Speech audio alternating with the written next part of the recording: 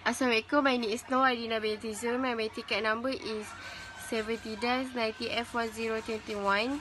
I would like to explain about major air pollution in this case.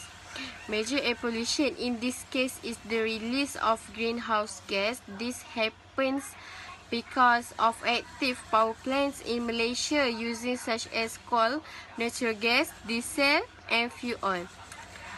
Then, cleaner burning than other fossil fuels, the combustion of natural gas produce negligible amounts of sulfur, mercury and particulates.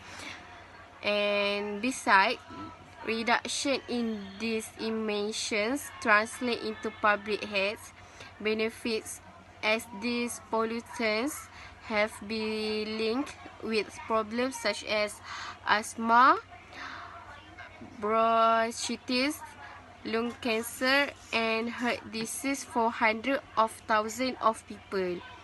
Last but not least is in developing countries and in countries in transition, air pollution levels are still at relative high level, though the level has been gradually decreasing or have remained stable during rapid economic development.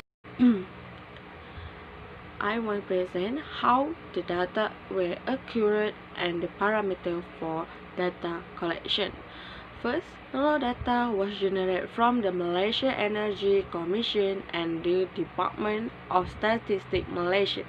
Data of fuel input to power station and Malaysians population during the year 1990 until 2017 were considered. Second, the data was processed and analyzed using the emission factor method by the 2006 IPCC guidelines for the national greenhouse inventory.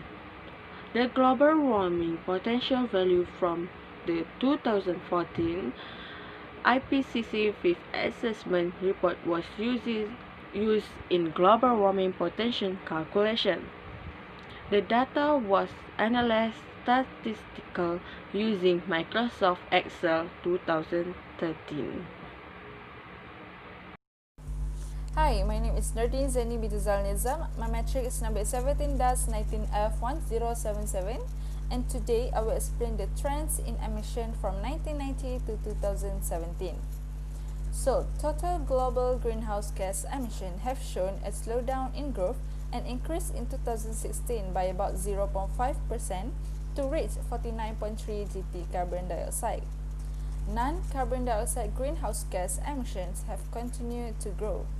1.5% in 2014, 1.2% in 2015, and 1.0% in 2016, whereas over the same period carbon dioxide increased by a respective 0.8%, negative 0.2%, and 0.3%. The combined share of CH4, N2O, and F gas emission is about 28% in total GHG emissions, 19%, 6%, and 3% respectively. Next, the methane has remained at 2015 levels in 2016. Coal mining, oil and natural gas production and gas distribution together account for 25% of methane emissions. Methane is the least growth in non-carbon dioxide GHG emissions. The main sources of N2O emissions are agricultural sources. F gases are very heterogeneous category. And into the next slide, net emissions from land use change are usually accounted for separately among other things. China, the United States, India, and the Russian Federation and Japan was the 5 largest emitting countries in 2016. Most of the large countries showed a decrease in carbon dioxide emissions in 2016, most notably the United States, the Russian Federation, Brazil, China, and within the European Union, the United Kingdom.